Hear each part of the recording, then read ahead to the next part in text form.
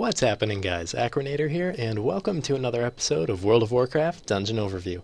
Last episode we dove into the mysteries of Uldaman, and this episode we're going to do Dire Maul. And yes, we are doing all 3 wings of Dire Maul and all 16 bosses. God damn, 16 bosses. I'm pretty sure this is going to be the largest episode yet. So, like I said back in the Marudon episode, if a dungeon is listed as a single dungeon in the dungeon journal, that's my rule of thumb for just doing a single episode on it. That way it'll be easier for organizational purposes. Anyways, I'm going to be running through it with my level 100 Troll Enhancement Shaman right there. And with that being said, let's get straight into it. Nestled deep within the thick jungles of Eldre'Thalas lay the ruins of the once great Night Elven city of Eldre'Thalas. At one time, the city was home to untold amounts of arcane secrets, being somewhat of an ancient equivalent to the mage's city of Dalaran. Once the Sundering tore the world apart after the War of the Ancients, so too was Eldre'Thalas destroyed. Though much of the ruins were left to rot, many of the treasures laid intact beneath the rubble. In modern times, the ruins of Eldre'Thalas, now named Dire Maul, has many inhabitants within its various corridors. 3 main factions consisting of satyrs under the rule of the Burning Legion, an ogre empire, and the remnants of an ancient highborn society vie for power over the numerous artifacts. Though they've secluded themselves to their own respective wings of the city and established a tenuous pact, we must enter Eldre'Thalas to ensure that none of the artifacts fall into the wrong hands. Though, there is no telling how the factions will react once the balance of power is shifted. Dire Maul is a large dungeon hub consisting of 3 distinct wings, found in the central northern portion of Eldre'Thalas. The individual wings range from level 36 to 52, which is one of the largest level gaps between dungeon wings in the game. The entrances are relatively easy to find once you make it to the ruins of the city, and even finding the hub is pretty simple, but it's actually getting to the ruins that can prove tricky depending on which faction you're playing as. If you're Horde, like my character here, then you'll just need to follow the main road until you make your way to the ruins' grand entrance. You really can't miss it. However, if you're playing on an Alliance character, you'll need to avoid the Horde camps, which are inconveniently placed directly on the main road to Dire Maul. Once you make it past either Stone Maul Hold if you're approaching from the west, or Camp Mohachi if you're coming from the east, you can return to the main road as long as you remain wary of any guards patrolling the way. Once you make your way to the entrance of the dungeon hub, be prepared to fight your way through quite a large number of ogres. Granted, these ogres are all around level 36, so if you're on the higher end of this dungeon's recommended level range, you shouldn't have any problems, but it's still worth noting. In terms of the dungeon wings order, from the lowest to highest level it goes as follows. Travel to the east entrance, west entrance, and finally northern entrance. The first boss of Dire Maul is Eldre'Thalas.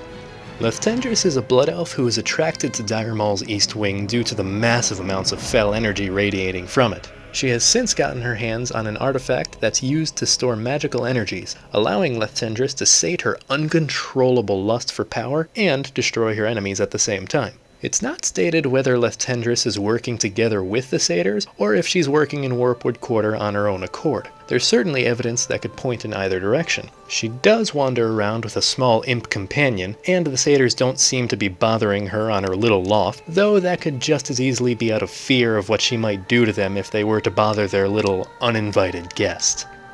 There are a few ways to approach Eldre'Thalas' fight, the more popular of which is to just ignore her imp companion Pimgib and go straight for her face. Eldre'Thalas casts multiple spells, most of which can and should be interrupted, though some can't be avoided, so they're not really worth mentioning since you can't do much to stop them. The only reason you'd want to take out the imp first is if your group doesn't have a large amount of DPS. This is because Eldre'Thalas can cast Enlarge on Pimgib, which doubles his casting speed for a little bit, allowing him to put out quite a bit more damage. Normally, you'd be able to take down Eldre'Thalas before she enlarges Pimgib, but if you're not sure, don't feel bad about focusing the imp down first. No one likes imps anyways.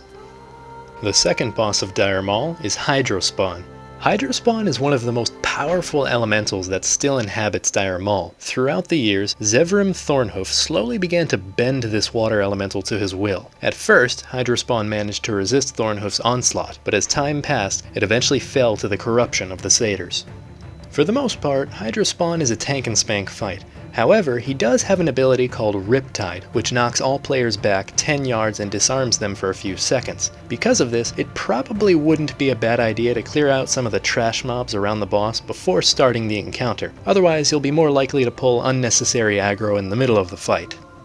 The third boss of Dire Maul is Zevrim Thornhoof. Zevrim Thornhoof is a satyr who's desperate to prove his worth to the Burning Legion by enslaving every powerful elemental within Dire Maul. However, his power proved insufficient for the task. Thornhoof then decided to use sacrifices in order to harness the power he required, and has since been turning the once peaceful creatures of Eldre'Thalas into twisted shadows of their former selves. During this fight, Zevrim will cast Sacrifice, teleporting a random player atop his altar and sapping them of their life every second for 6 seconds. If you're healing, be prepared to focus solely on whoever is unlucky enough to be sacrificed. Luckily, nothing else pops out to attack the group while the boss is focusing on his sacrifice, so the rest of you will be free to wail on Thornhoof unhindered. The fourth boss of Dire Maul is Aslan the Wild Shaper. From within the heart of the Warpwood Quarter, Aslan the Wild Shaper works towards the corruption of Feralas. He managed to discover the Shrine of Eldre'Thalas, which enabled him to enslave the ancient protectors. Now with an army of corrupted ancients at his side, Aslan has set his sights on the Alliance and Horde strongholds for utter annihilation. Aslan actually has one of the most complex fights I've covered in this series to date. He starts out the fight in his satyr form, stealing players' mana and afflicting them with a curse which decreases their strength. He has a second form where he transforms into a tree, which greatly increases his armor and melee damage. Your group's DPS is sure to drop at this point in the fight, so don't panic and freak out when you see your numbers begin to drop.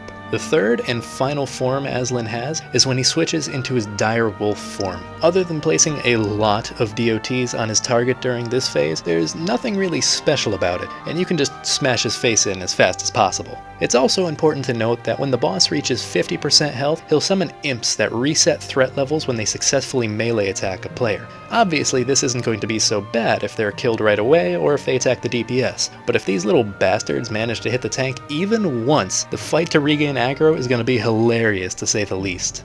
The fifth boss of Dire Maul is Magister Calandris. Forever loyal to Shendralar Prince Torthildryn, Calandris slaughtered countless innocents whom his lord deemed unworthy to bask in his glory. Mortally wounded by one of his victims, Calandris' spirit now roams Eldre'Thalas in search of more fodder for Torthildryn's cause. Calandris only has one ability to look out for, called Dominate Mind. Just as it sounds, the boss takes control of a player's character, which he uses to attack the rest of the group for 10 seconds. As it's probably not a good idea to kill your fellow dungeon mates, you should definitely try to stun and avoid the controlled player as best as possible. The sixth boss of Dire Maul is Iliana Ravencloak. Iliana Ravencloak was Prince Torthildryn's most trusted huntress, alongside her bear companion Farah, until she refused to slaughter her friends at the prince's bequest. Death was too good for Iliana, however, as Torthildryn utilized demonic powers to bind her and Farah's spirits to their bodies, and have them serve as undead guards in the Shendralar's sacred home. It's now up to us adventurers to put Ravencloak out of her eternal misery, and finally give her the peace of death. Immolation traps will be placed on the ground periodically, so try to kite the boss clear of those to avoid unnecessary damage. On top of this, Iliana will cast Concussive Shot on random players, so there may be times when someone cannot move out of the way of a trap placed right on top of them. This is all the more reason to kite away from the traps. Other than those simple bits, this fight is easy, as you won't really have to worry about the bear doing excessive amounts of damage.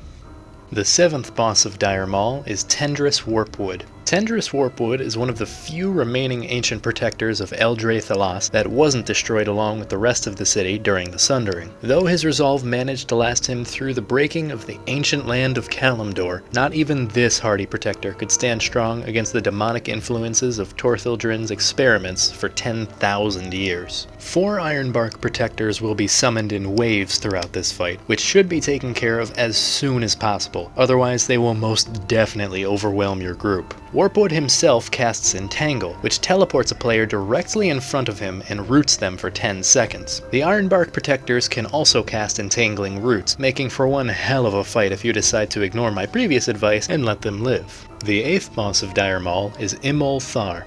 Once the original Well of Eternity had imploded and caused the sundering of the world, the Night Elves were left without a source for their oh-so-needed magics. Many of the Highborn were cast out of the newly established Night Elven society after the War of the Ancients for their inability to tame their magical addiction. The Chendralar of Dire Maul were one such case, and once they returned to their ruined city of Eldre'Thalas, they began formulating a plan to create a new magical source from which they could tap into. After a long and tedious ritual, the Chendralar managed to summon a great demon, Imulthar, into the western wing of Dire Maul, and contain it within a field. Prince Torthildren led his people by feeding off the demon's energies and using them to prolong his own life. Over the 10,000 years that have passed since then, Imulthar has become more and more of a burden to contain. Prince Torthildren even ordered the execution of many of his own people in order to further fuel the containment of this mighty beast. Though even with all the Chendralar's efforts, they may not be able to contain Imulthar for much longer. The only significant thing to mention for Imulthar's fight is that there's a plethora of adds to deal with. At the beginning of the fight, there are dozens of highborn sorcerers fighting the demon trying to contain it. They will ultimately fail in killing the beast, but if left to their own devices, they should manage to take down a significant chunk of the boss's health, so it's probably worth it to sit back and watch Imulthar kill them all. Once the highborn sorcerers are taken care of and the real fight has begun, be sure to kill the small green eyes that spawn periodically, as they will slow your movement and attack speed greatly if allowed to live. Other than that, the only problem you may have with this fight is having to stare at this ugly mug for more than a minute or two. I mean, look at it. This ain't exactly Miss Burning Legion if you know what I mean. The 9th boss of Dire Maul is Prince Torthildren. After the War of the Ancients, Torthildren and his Chendralar were left without a source for the magic they so desperately craved. It was then that he did what any leader thinking of their people's best interest would do: summon a raging demon in their home that could easily devour their faces in a heartbeat. Left to fester in the demonic energies, Torthildren's mind began to twist and bend down the road of insanity until he was completely consumed by his lust for power. Eventually, the containment field holding Imulthar lost much of its strength due to overuse, so Torthildren, being the level-headed prince that he is, ordered the execution of most of his subjects. This way, only he and his most fanatical followers could bask in the glory that was the demonic energies. The funniest part about Torthildren isn't that he lost his mind, or that he slaughtered countless of his followers in order to gain more power, just for it all to come crashing down on him like a mana bomb on Theramore. Too soon? No. The funniest part about Prince Torthildren is that he has absolutely no fight mechanics worth mentioning. Nothing he does makes all that big of an impact, or is even avoidable for that matter, so he is the very definition of a tank and spank. I guess there's just a small sense of retribution when someone who's this goddamned crazy is a complete face roll to back it up. The 10th boss of Dire Maul is Guard Moldar. Moldar is a guard who is extremely loyal to King Gordok, and is convinced beyond reasoning that the king gifted him with his special pair of gauntlets, when in reality Gordok was throwing them out as Moldar found them. Moldar is pretty much a tank and spank, aside from the fact that when he reaches 50% health, he'll call out for help. Because of this, it's probably not a bad idea to clear out some of the trash mobs around him before starting this encounter. The 11th boss of Dire Maul is Stomper Krieg. Krieg is called the Drunk, and is considered to be the life of all the parties in Dire Maul. I can't imagine why anyone would think that. At half health, Krieg activates an Enrage effect, where his movement speed and attack speed are increased dramatically. Other than that, it's really just another tank and spank. The 12th boss of Dire Maul is Guard Fungus. Ever since Cho Rush the Observer told Fungus that he would find a mate while on the job, he has been patrolling the Gordok territories almost constantly ever since. Ogres have never been known for their smarts, and as such, Fungus's fight is literally the exact same as Moldar's. He just calls for help when reaching 50% health, so clear out any of the mobs in the room if that makes you worry. The 13th boss of Dire Maul is Guard Slipkick. Slipkick may look the part of an eternally loyal guard, but he has bigger aspirations than patrolling Gordok halls. He wishes to rule them. Though he wishes to overthrow King Gordok, he's too lazy to challenge him directly, and so he tinkers with traps he's invented to do the job for him when the time is right. If it'll ever be right, that is. I guess all the guards in Gordok's army receive the same subpar training, as Slipkick is exactly the same as both Fungus and Moldar, in that all he does is call for help at 50% health. Seriously, how do these ogres expect to accomplish anything in combat if their trump card, if you even want to call it that, is calling for help? The 14th boss of Dire Maul is Captain Crumb. Crumb is infamous among Gordok's subjects for being awfully loyal to the king, and for severely punishing anyone who speaks against him. The only thing he has less patience for are those who continually spread the rumor of his supposed love affair with a gnoll. I'm not even joking about that one. It's in the dungeon journal. Look it up. Crumb will occasionally cast Frightening Shout, which causes all players to run in fear for 6 seconds. So healers and tanks, be wary of making up for lost heals and regaining any aggro. At 50% health, 2 Gordok Reavers will be summoned and should be taken down quickly, as they can deal quite a lot of damage in their own right. Finally, at 25% health, Crum's attacks begin hitting all players within melee range, so casters should stand back and healers should prepare for tons of AoE healing. The 15th boss of Dire Maul is Cho Rush the Observer. Cho Rush is an ogre who's dedicated his life to the art of magic. Well, that and staying impartial in literally every happening that goes on in the Gordok territory. Gordok appointed Cho Rush as his advisor in the hopes of using his 2 heads to be twice as efficient in thinking of new ways to squash opposition.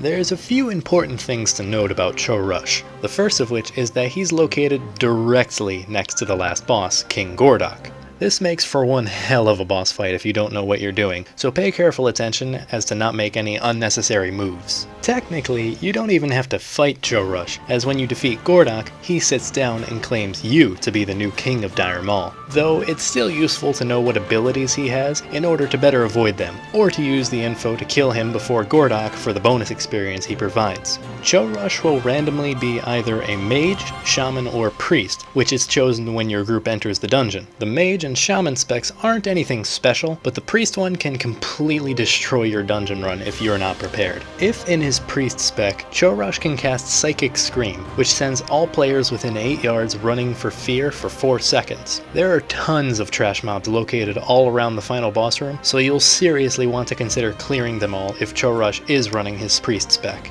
On top of that, anyone who doesn't absolutely need to be close to Cho Rush should stay as far away as possible. If your entire group gets feared, you may not be able to recover. The 16th and final boss of Dire Maul is King Gordok. The king of the Gordok ogres was not always known as Gordok, but rather Ulrak. Ulrak convinced about a dozen of his people's strongest warriors to join him in a mutiny against the former king, and when all was said and done, he easily finished off the few survivors remaining. Ever since, no one has dared to challenge his rule, at least not until now. The only major mechanic Gordok has for himself is War Stomp, which stuns all nearby players for a bit. By itself, this wouldn't be too much trouble, but this is ignoring the fact that Cho Rush is standing directly beside his king. Unless you're going for the extra experience Cho Rush offers, the best way to approach this fight is to pop all of your cooldowns and burst Gordok down as fast as possible. This way, the rest of the ogres will stop attacking you and proclaim you as their king in a neat little ceremony. And I mean, hey, King of the Ogres is still a king, kinda. Well, I hope you guys enjoyed this extra long episode and the ogre lore towards the end there. There wasn't much given to me, so I tried to make sure to say something about them. Anyways, be sure to leave your comments in the comment section below about your thoughts on this video. And as always, the comment question still stands. Try and guess the intro and outro songs to my videos. They're always the same. I never change them. Be sure to follow me on Instagram for the latest updates on when I'll be uploading YouTube videos, as well as when I'll be streaming on Twitch and other random gaming related posts. Be sure to check out my partner in crime, Sir John Mac's channel. He posts something every now and then, and it's usually pretty entertaining, whatever it is. So if you like this video, be sure to give it a thumbs up, and if you want to see more like it, maybe even subscribe. I'd really appreciate it. And that's all the time I've got for today, guys. So until next time, don't die.